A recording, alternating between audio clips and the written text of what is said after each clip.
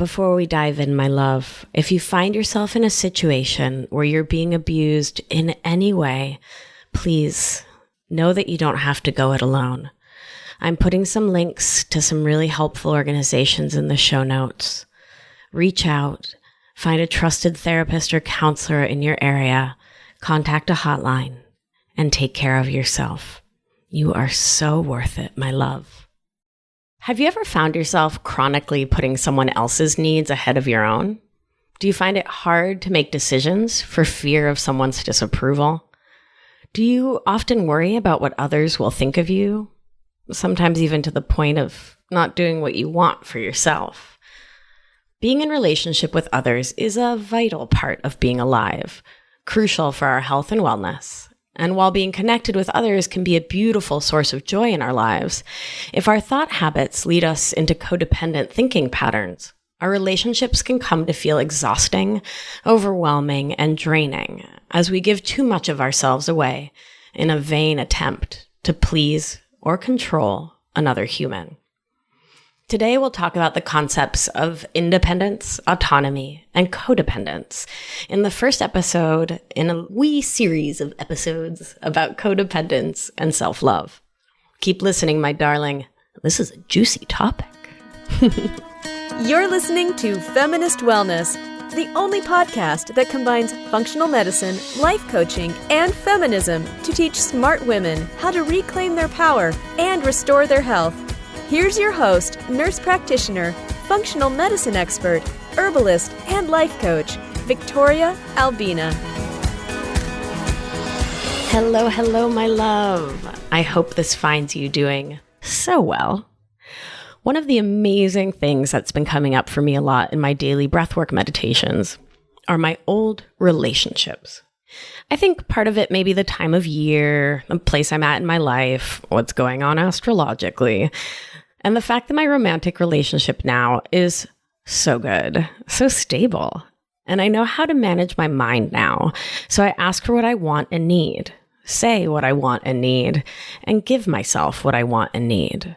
And I put myself first now, which is a massive act of love for myself and for my partner, and is magnificent resentment prevention. All of this is quite the departure from so many of my past relationships, and my spirit feels a freedom and connection I could never have imagined in my teens, my 20s, even my early 30s. I used to look to my partner to bring me joy, satisfaction, fulfillment. Now I know that only I can bring me those things through my own thoughts. I used to be scared to speak up or ask for what I needed because I was worried about upsetting my partner. Now I know that I don't have the capacity to upset anyone else. Only the person listening to me does, because I can't control how someone else hears and interprets what I say and do. And damn, is it liberating to know how to manage my own mind, to have breathwork as a space where I can connect in with my body and can somatically understand my feelings and move them through me. And I can give space to others to manage their own minds and bodies. And so it is with all of this rolling around in my mind, rolling around in my body and spirit, that I want to talk with you today about codependency. This is but one gal's opinion. I am not claiming to be the be-all, end-all expert on codependence. There's like tons of books written about this and whole programs that help people to recover and heal from ancestral legacies of codependent thinking and behavior. And I'll put some links in the show notes to some of my favorite books on the topic so you can dive deeper if this is something that interests you. So I would like to start by talking about dependency and independence. In nature, independence is a completely foreign concept. Balanced ecosystems from the Amazon rainforest to our own gut microbiome function only when the various players involved work together in a healthy give and take. Pollinators need flowers, which need pollinators, and our guts give feedback to our brains via our vagus nerve, which help us make the choices that then feed our guts. In the human realm, when it comes to how we behave in relationships, we often forget that we too are part of nature and that our little mammal selves need one another to make it along through our lives. While we can pause to problematize the modern use of the word tribe every 2 seconds when we mean a group or community, I will say that humans are pack animals. Community is vital for our health and healing, and studies show that feeling connected to others, living in community, not feeling or being alone as your baseline state is a remarkable balm against both depression and anxiety. And yet, independence as a goal is baked into so many aspects of our modern, capitalist, Western culture and society. From the praise we give children when they can do things by themselves, to popular culture that highlights the importance of independence and going it alone, that whole framework of rugged individualism. However, full independence in relationships is impossible and isn't a goal I personally aspire to.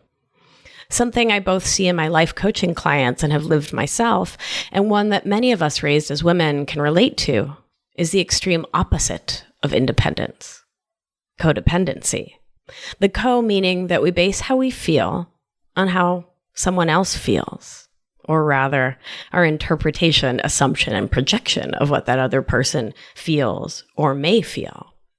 It's when we become so connected to a partner that we lose ourselves in them and the relationship, that we lose sight of what we want and who we are.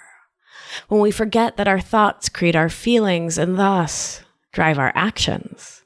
When we forget that we have control over how we feel in a relationship by choosing the thoughts that keep us feeling dependent on others and how they feel as a way to validate ourselves and feel good in our lives. This extreme of codependency is just as unhealthy and just as damaging to relationships and to ourselves as striving for the false notion of complete independence, and is what we'll dive into today.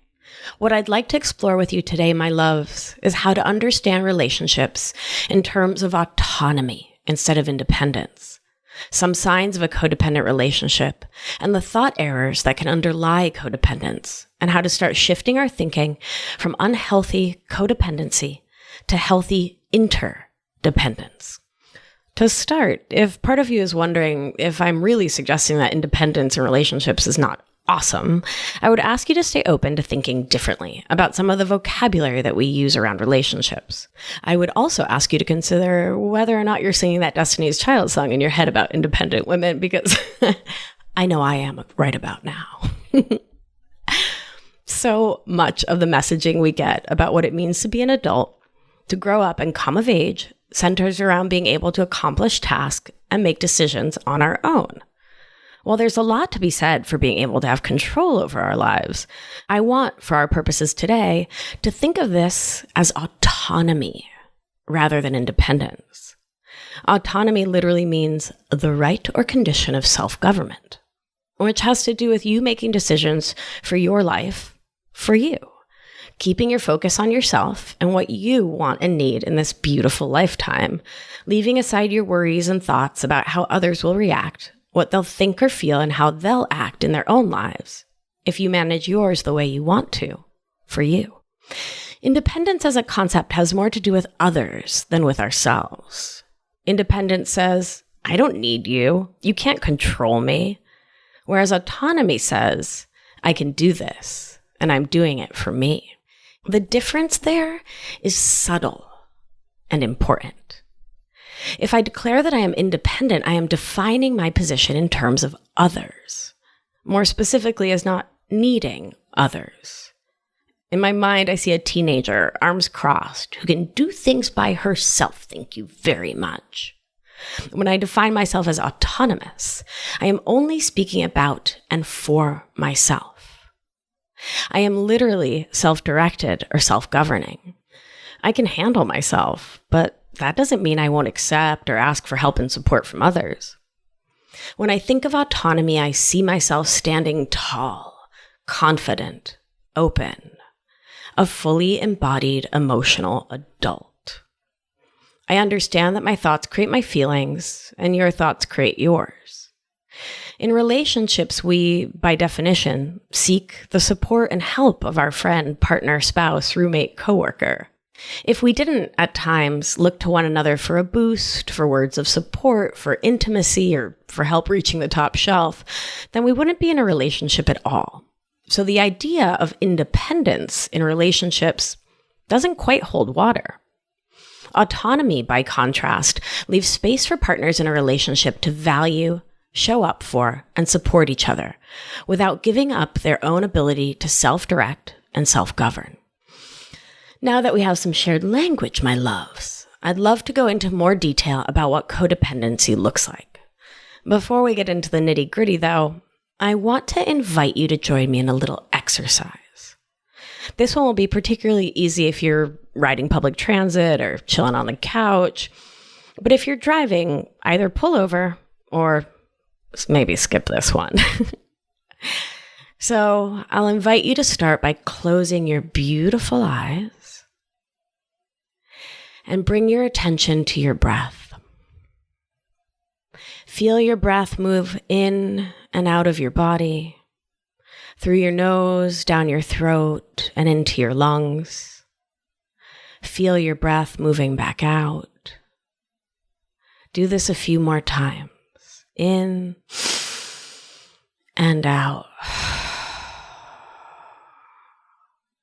Now that you're in your body, we're going to think about a few different relationships to see how your body reacts. Like we've talked about in so many other episodes, our bodies have so much wisdom. And when we can tune in, we can learn so much about what's true for us. One major sign of a codependent relationship is that of enmeshment, when the partners in the relationship lose themselves in the other. This can mean losing touch with one's own likes, dislikes, preferences, or opinions, or also prioritizing the other to the point of losing touch with yourself. Now, as you're breathing and staying grounded in your body, I want you to call to mind the face of someone in your life around whom you are able to fully arrive as your complete self. I want you to stay open to what it feels like in your body, to call up the image of this person or four-legged or bird, lizard, cat, dog, pony. This creature with which you are in some sort of relationship and with whom you can feel your authentic self. If it works to call to mind someone who's passed away or someone who you haven't seen in a while, that's okay. Just notice how your body feels. Are you at ease? Open? Perhaps you feel warmth or a sensation somewhere in your body. Notice it. Feel it. Now allow the image of that person to float away into the clouds and send them thanks and love. Now I want you to call to mind the image of someone around whom you find it challenging to be your truest self. I don't mean to imply that person is a partner in codependency necessarily, because not all unhealthy relationships are codependent ones. But for now, just call to mind someone with whom you just don't feel quite like you can safely be you. Notice how that feels. Does it elicit any sensations in your body?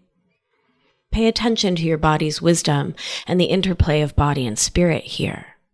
Any tightness? Any heaviness? Sensation? Take a few more deep breaths and then let that image fade. Ground yourself. Come back to center. A few more deep breaths. And when you're ready, flutter open your beautiful eyes. If that last part left you feeling less than settled, this is a great time to do the practice we talked about in episode 17 of completing that stress cycle. Give your body a good shake.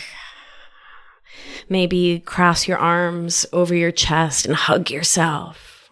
Rock yourself back and forth a little bit. Maybe jump up and down. And if, for example, you're riding on the subway or in an elevator, just let your body know that you're okay. You're safe. This exercise is a powerful way of getting into our bodies and of tapping into the knowledge that our bodies hold about how our relationships impact us emotionally, mentally, and physically. As we talk more about codependency, I want to invite you to hold on not to the specific sensations that you felt just now, but rather the deep wisdom that our bodies and breath hold and the power that we have when we harness these tools. When we listen in carefully to our bodies, we can start to notice patterns that we otherwise tune out. Our little monkey mind may distract us from noticing that a relationship is turning unhealthy because our brains don't like change. And our breath can bring out awareness that our minds try to keep quiet. When we go deep into our breath and into our bodies, we give ourselves space and time for those aha moments that we might not otherwise have. And when we're caught in unhealthy relationship and thought patterns, we need those moments of clarity to open up the portal to bring us back to reality and to help us to find the courage to change. As promised, I'm going to nerd out a little bit on the classic signs of being codependent in a relationship. There are many, many signs of codependency, so I'm going to focus on just a handful here. As I flesh out these ideas for you, I would encourage you to pause as needed if a particular experience rings true or familiar to you. Instead of turning this podcast off and throwing your phone across the room, close your beautiful eyes, take a few deep breaths, and see if you can stay present to all of this information. It can be really challenging to face these things, to start to see these patterns of thinking and behaving that we were often taught so long ago in our lives. Seeing all of this can be really challenging, and I know that you have the power to do it so that you can begin to shift your life and to see your life changing to be one that brings you joy, peace, and in which you're living in your authenticity. At its core, codependency arises when one partner in a relationship is telling the story that they need the other person and that other person's acceptance is necessary for you to feel okay. And so the other person, the other partner in this dyad, in turn, may need to feel needed. Codependency is more than clinginess or neediness. A codependent relationship is one in which one partner's self-esteem and sense of worth becomes so intertwined with their attempts at pleasing the other that their self becomes lost in the shuffle. This dynamic can create a cycle of dependency that can lead to abuse, and thus the other in a position of power.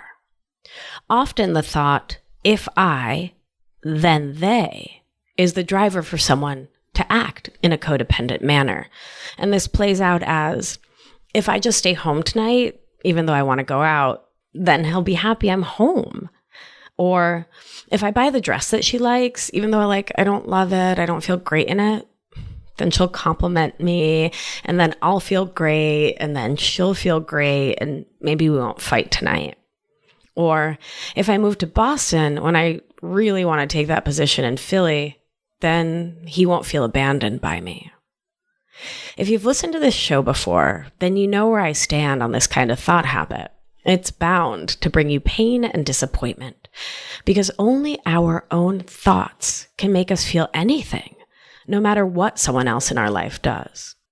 That is, he won't necessarily feel happy that you stayed home just because you want him to feel happy. You won't necessarily feel good in a dress you don't like just because someone else likes it. And that person won't feel happy or good about you being in a dress that you don't like because you want them to feel happy about it.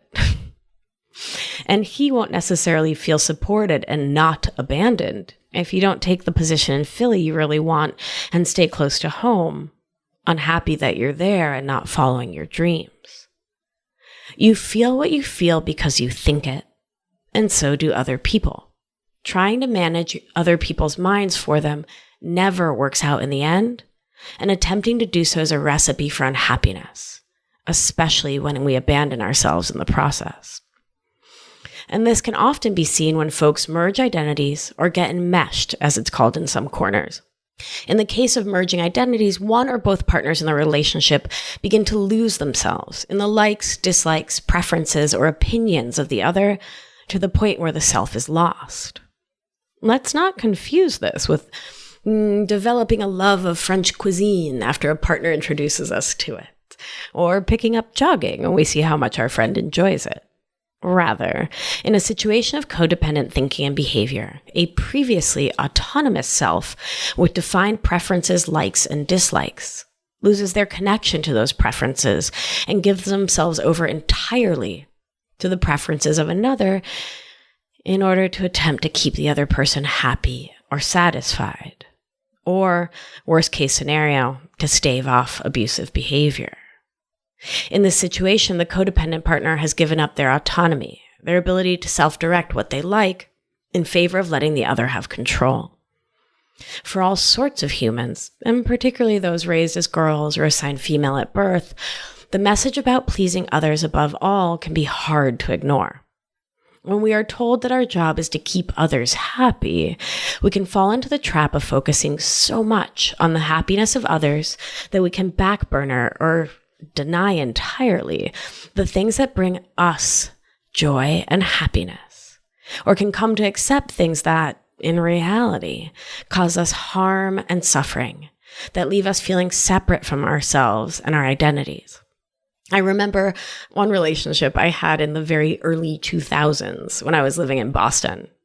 So I was living this new life, recently graduated college in this grad program, and I was going to the gym 5 or 6 times a week and felt amazing in my body. Exercise has long been my balm against depression and anxiety, and I was really clued in with it.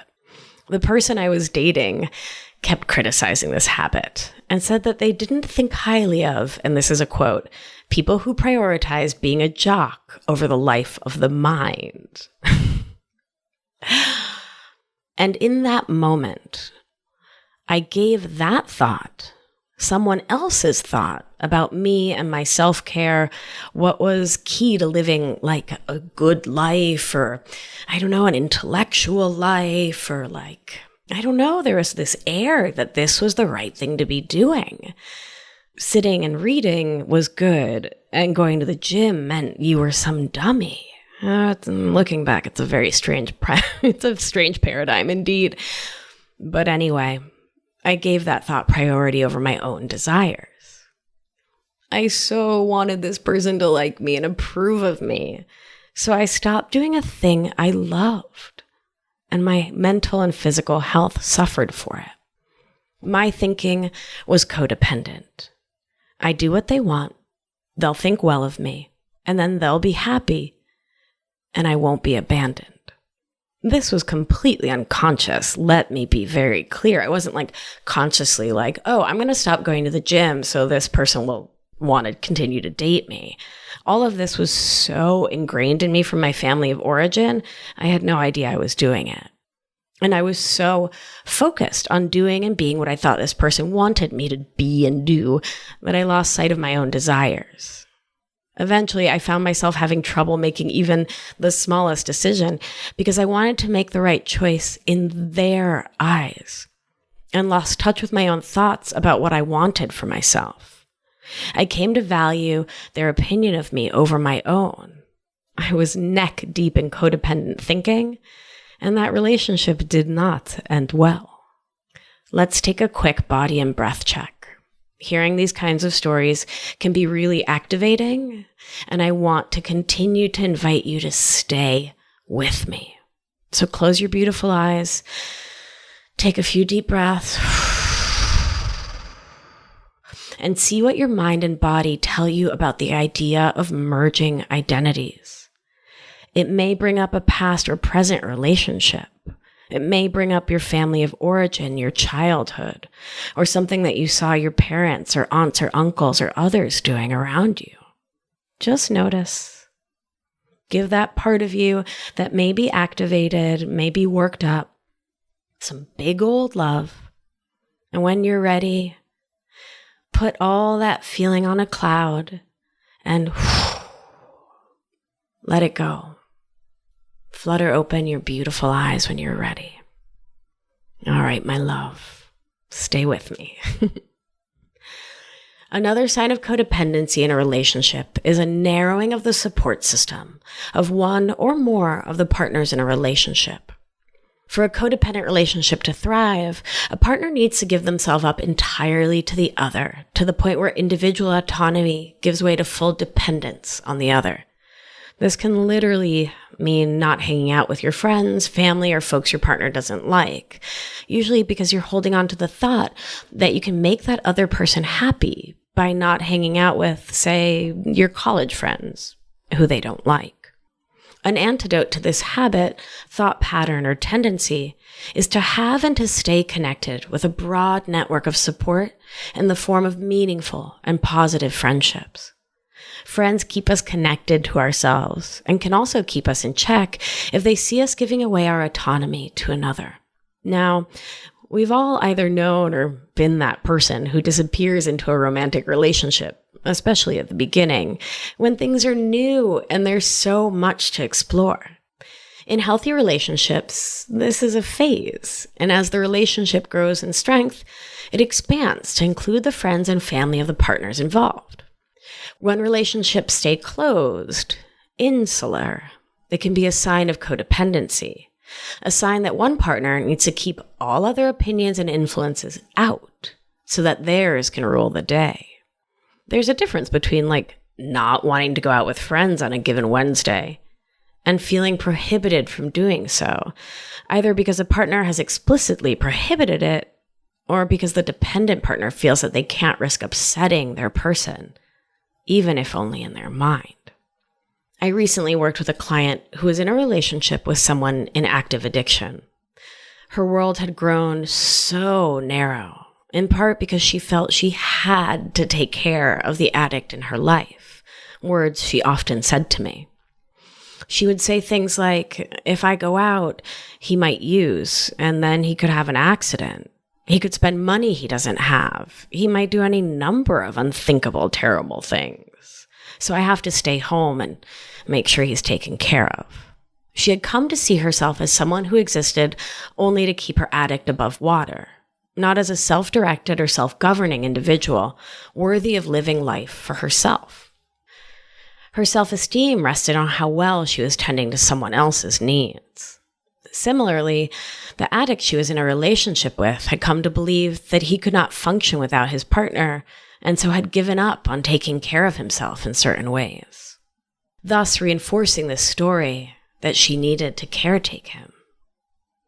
Over time, my client and I were able to work on building and rebuilding her friendships and balancing care for her partner with care for herself, paired with lots of thought work about the stories she was telling about her attempts to save another human from their own adult decisions, which is actually not possible.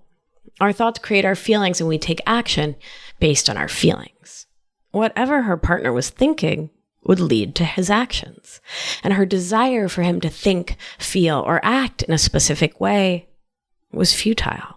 He's a grown-up, and his thoughts are his own, and thus his actions are his own responsibility. We get to let adults be adults, no matter what we want them to do. It was challenging work that started with my client's awareness that she had fallen into codependent thought patterns, but she did not have to stay there. Something that I mentioned at the top of this episode was the idea that when we strive for literally impossible things, like profound independence in relationships, we can end up in unhealthy places, like codependency. What I mean is that nature, our minds, bodies, and spirits, holds enormous wisdom. And when we insist on going against our own natures, our natural pull to engage with others, to depend in a healthy, autonomous way on our friends and lovers, to remain autonomous and respect the autonomy and sovereignty of others, relationships can end up warped, like bent metal. And codependency is one form that warped relationships can take. Again, for those of us raised as girls, the idea of independence can be a super complicated one. Girls and women are praised for helping others and supporting others and putting our partners, children, families' needs ahead of our own, while being told simultaneously that independence is the gold standard for adulthood. How do we make these two ideas work? Well, I'll say that we don't have to. We can think instead in terms of autonomy, of respecting our power to govern ourselves and manage our own minds, as well as the powers that others have to govern themselves and manage their own minds. Of course, we get to stay flexible in relationships. If you always insist that you choose the restaurant when you eat out with friends, you may end up dining alone more than you care for. But if you think about the core of your relationships as being built upon a foundation of mutual respect for autonomy, we can show up for one another confident in ourselves and ready to meet others where they are. Another way to think of relationships built on mutually respectful autonomy is interdependence, the sort of relationship we see all the time in the natural world. Those bees need those flowers, and those flowers need those bees. But that particular relationship, that interdependence, is not what defines the life of either partner. Because members of the relationship have other relationships too. Fruit plants rely on insects to spread their pollen and animals to spread their seeds. Those animals in turn rely on the plants for food and don't mind a tasty insect treat when it comes along. When we as humans come together in interdependence, we acknowledge that as pack animals, we really do need one another for survival.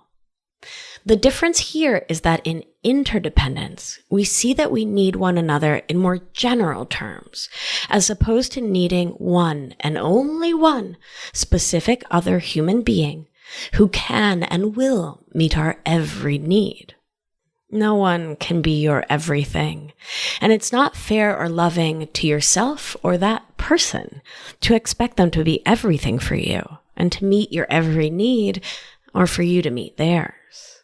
That way of thinking can turn pathological. By contrast, when I see my network of friends and loved ones as people upon whom I can depend and who can depend upon me for different things at different times, I situate myself in the center of a beautiful web of interdependence, which provides a more broad and stable support system for me and for those in my orbit. Holding on to the thought that my partner meet all of my needs puts far too much on them and leaves us both set up for disappointment, resentment, and frustration. Taking a broader view of what it means to depend on others opens me up to see what gifts others have to give and to share my gifts broadly too. Let's take another pause to check in with our bodies. Eyes closed, a few deep breaths. I'd like to call to mind once more that person around whom you feel most at ease. Breathe into it. Feel it in your body, how it feels to connect in with them. That feels beautiful. Thank them. Give them some love and let their image recede. Now, think of someone in your life who makes you laugh. I'm thinking of my sister, Eugenia, who is hilarious. And she's that person I can just fully be like a 14-year-old with. Take a few deep breaths. Feel it in your body, how it feels to connect with them. Thank them and let their image recede. Now call to mind someone whom you can count on in an emergency. I'm thinking of my friend Sanai. Man, that gal, if you need a gal in your corner when things go sideways, she's it. She's always there. Take a few deep breaths. Feel it in your body, how it feels to connect with them. Thank them and let their image recede. Now think of someone you miss and want to reconnect with. Take a few breaths. Feel it in your body. Allow yourself to connect with them in your own heart, in your own mind. Feel how it feels to connect with them. Thank them and let their image recede. Take a few more deep breaths, and when you're ready, flutter open your beautiful eyes. My darling, just now, you've gotten back in touch with your own web of support and love, your own network of interdependence. How absolutely beautiful.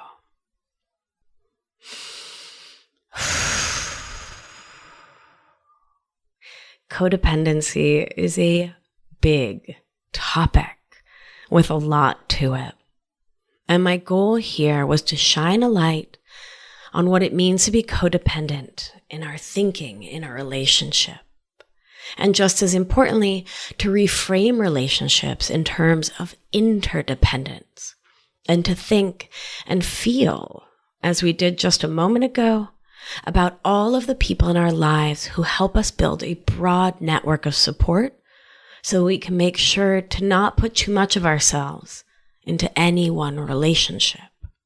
I'll ask you to join me in one last little activity.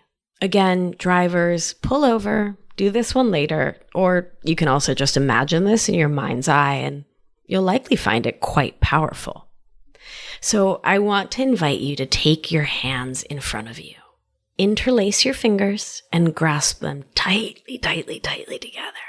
See how tense that feels, like there's stress within your fingers. Now, relax your grip and pull your fingers apart.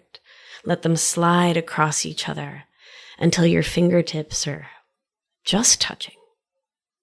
Doesn't that feel better? Less tense, more relaxed. Like your fingers are just gently connecting, respecting the orbit around each other, and not grasping onto one another. This is another way of feeling in our bodies the difference between relationships that are enmeshed and relationships that are healthy and mutually supportive. We don't need to grip our partners with all of our might. We can rest on and with one another while still keeping our own identities intact. Next week, we'll be diving further into the solution together, my angel, with some concrete, actionable things you can do to help yourself release the habit of codependent thinking in your life and your relationships. I'll also be sharing an entire episode soon about how to manage your mind around other people and their moods, which is an issue with codependent tones for sure. So make sure you're subscribed both to the podcast, which you can do on iTunes or wherever you're listening to the show, and to my email list, so you can be the first to hear about special worksheets, PDFs, journaling prompts, and meditations that are just for podcast listeners. I'll put a link in the show notes for you, or just head on over to victoriaalbina.com to hop on my list. I serve up some pretty good email, so you're going to want to do that, my love. So for now, my darling, your homework is my favorite one, awareness. Start to bring your awareness to times when you may be placing more importance on someone else's stated or imagined opinions, thoughts, or cares about your life than on your own. Times when you're putting yourself last, when you're valuing someone else's approval of you more than your own, when you're having difficulty communicating or making decisions in a relationship, or when your mood feels reliant on someone else's mood, words, or behaviors. No need to judge.